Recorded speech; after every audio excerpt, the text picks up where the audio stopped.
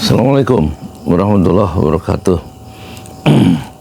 Kalau civil society berhasil memaksa Wakil Presiden Gibran mengundurkan diri, atau tekanan-tekanan dari berbagai pihak itu membuat Gibran nggak punya pilihan kecuali menyatakan mengundurkan diri sebagaimana Presiden Soeharto dulu.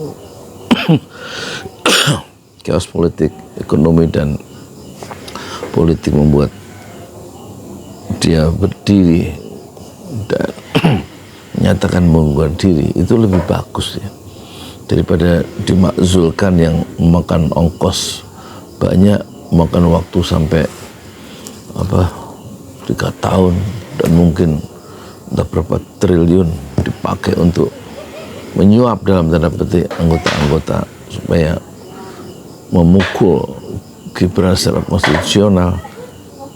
Kalau Gibran berhasil mengundurkan diri, itu ongkosnya lebih murah ya. Ongkosnya jauh lebih murah dan kerusakan sosial itu bisa diminimalisir ya. Dan kalau sudah mengundurkan diri, ada proposal kecil ya dari saya, sebaiknya Prabowo tidak usah mengajukan tiga calon wakil presiden ke MPR atau ke DPR, yang kemungkinan kalau memang mengajukan itu salah satu yang terkuat tentu adalah AHY, samping Ganjar Pranowo atau Anies Baswedan. Tapi sebaiknya Prabowo bekerja menyelesaikan tugasnya tanpa wakil presiden. Itu bisa dilakukan. Soekarno dulu waktu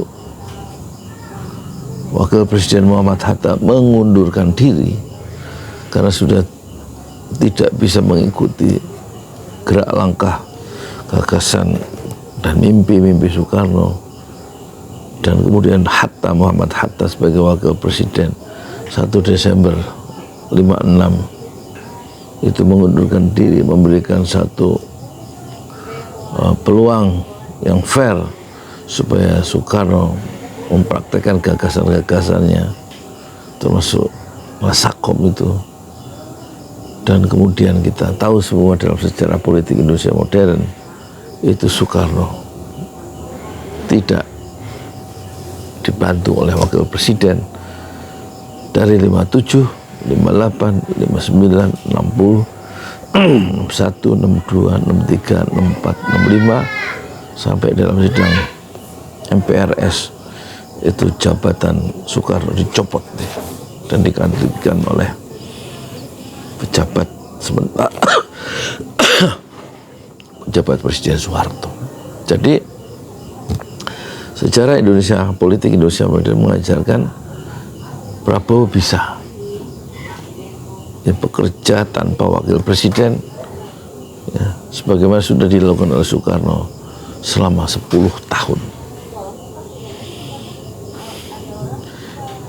Tanpa wakil presiden, saya kira menteri-menterinya itu juga, kalau kata siapa itu, kabinet merah putih itu penuh dengan residivis katanya. Tunjukkan kata pengamat itu, siapa menteri di kabinet merah putih yang tidak tersandung kasus korupsi yang tidak dilanjutkan.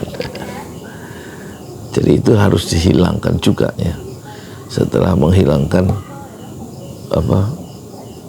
Gibran yang menurut Mahkamah Kehormatan Mahkamah Konstitusi, putusan yang memutuskan Gibran jadi calon wakil presiden, yaitu putusan 90 tanggal hari Senin 16 Oktober 2023 adalah cacat moral dan cacat hukum, dan kemudian memecat Anwar Usman sebagai ketua Mahkamah Konstitusi karena terbukti melakukan pelanggaran berat. Jadi kemunculan Gibran sejak awal memang penuh ya dengan perdebatan yang keras karena dilahirkan oleh rekayasa peraturan Mahkamah Konstitusi yang dibuat oleh paman Gibran, yaitu Anwar Usman. Dan kalau ini nggak diselesaikan, ini sudah bulan ke-8 masih belum selesai, dan kemungkinan akan menjadi duri dalam sepatu Prabowo sampai 2029 kalau Gibran tidak cepat diselesaikan. Dan teriakan atau amukan dari purnawirawan, ya, prajurit TNI yang ingin segera diproses pemakzulan itu sebaiknya tidak usah dilanjutkan oleh MPR DPR, tapi tentu yang ditekan adalah secara pribadi dari Gibran, supaya dia mengundurkan diri sebagaimana Presiden Soeharto menyatakan mengundurkan diri sebagai presiden. Dan itu ongkosnya lebih murah daripada dimakzulkan yang perlu waktu 5 tahun. Jadi apakah Anda setuju Gibran itu menyatakan mengundurkan diri sebagai wakil presiden, atau kita tetap hidup dalam percekcokan, pertentangan yang tidak habis-habis, membahas Gibran dan membahas ayahnya soal polemik yang juga sangat keras tentang dokumen palsu atau ijazah palsu, fake certificate. Bagaimana Anda punya pendapat apa? Silakan tulis komentar dan di subscribe, like dan di share. Assalamualaikum warahmatullahi wabarakatuh. Di jalan Allah. Ini Masjid Enam Syuhada lagi dikunjungi sama Ketua Hilmi. Modal awalnya berapa Pak Yudi Pramuko? 750.000. 750.000 rupiah aja. Jadi ini 500 jutaan nih barang. Sekarang udah habis 310. Masya Allah, tuh udah pakai keramik, plafonnya tinggal. Granit tuh kayak marmer. Tuh, Masya Allah nih, sampai juga kita ke sini. Masjid Enam Syuhada, ngapa namanya Masjid Enam Syuhada, Ya, Pak Yudi? kita mau mendokumentasikan perjuangan dakwah nama anak muda pengawal Habib Rizik Syihab itu, Masya Allah, yang dibunuh sama orang jahat di kilometer 50. Kilometer 50 ya. Itu kan simbol memperjuangkan dakwah itu kita harus memberikan segalanya untuk Islam kan ya. Masya Allah. Dan nama anak muda itulah yang sudah memberikan segalanya untuk Islam. Masya Allah. Apa nanti nama pemuda itu ada juga di sini, mungkin diterapkan? Mungkin namanya 6 syuhada. 6 syuhada itu, ya. 6 syuhada dipasang di sini, 6 syuhada. Beb Ali, apa yang dikomentarin dari ini semua, Beb Ali? Masya Allah, luar biasa. Dari uang 700.000, kalau pengen ternyata bisa. Bisa. Allah kirim. Tuh, bisa. Ya, dengan masuk satu gang kecil, tapi Bapak ini luar biasa. Kecil tuh. Oh, Masya Allah ya. Satu call aja. Masya Allah. Perjuangan Pak Yudi Pramuko, YouTuber sejagat paling tua. Tertua di semesta. Tertua di semesta. Masya Allah. Tukang donat. Tukang donat. Tukang donat dari Paru. Ini saya laporkan dari lapangan ini, langsung dari Masjid Enam Syuhada. Masya Allah. Dan ini dia. Dalam lihat dah. Tuh, lihat tuh masjidnya. Tuh imamnya di situ tuh. Malam-malam lagi kita. Masya Allah. Masih kurang nih. Atapnya katanya transfer aja. Masjid Enam Syuhada sebentar lagi selesai. Dinding lubang angin sebagian sudah terpasang, lantai 2, dan kemudian plafon termasuk lantai bukan keramik, granit 150 dus bersama tiang-tiang yang ada 16 setinggi 4,5 meter. Kemudian finishing terakhir adalah tangga menjebol atap ya, lantai pertama untuk masuk ke lantai 2. Inilah Masjid Enam Syuhada. 2,5 tahun lalu dimulai pada 2 Agustus hari Senin 2021. Tinggal sedikit lagi insya Allah, dan lantainya dari keramik, bukan keramik, granit, sudah diresmikan lantai pertama.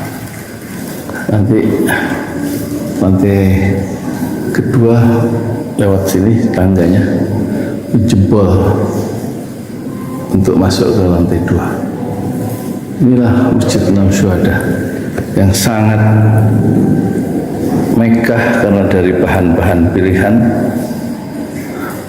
kualitas nomor 1.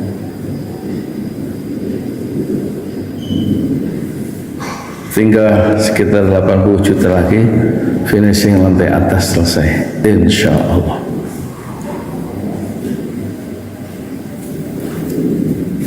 Ya, inilah Masjid Enam Syuhada yang sangat bersejarah, ya,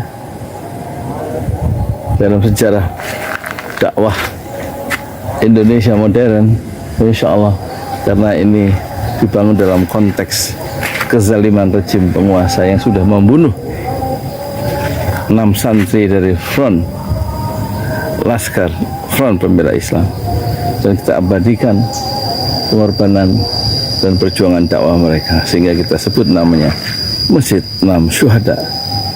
Mereka mengawal perjalanan dakwah gurunya Habib Rizik Syihab, dan mereka dicegat oleh orang-orang jahat di kilometer 50. Saya Yudi Pramuko, tukang donat dari Parung Juber, tertua di semesta fasbir sabrun jamil. Bersabarlah dengan kesabaran yang indah. Assalamualaikum warahmatullahi wabarakatuh.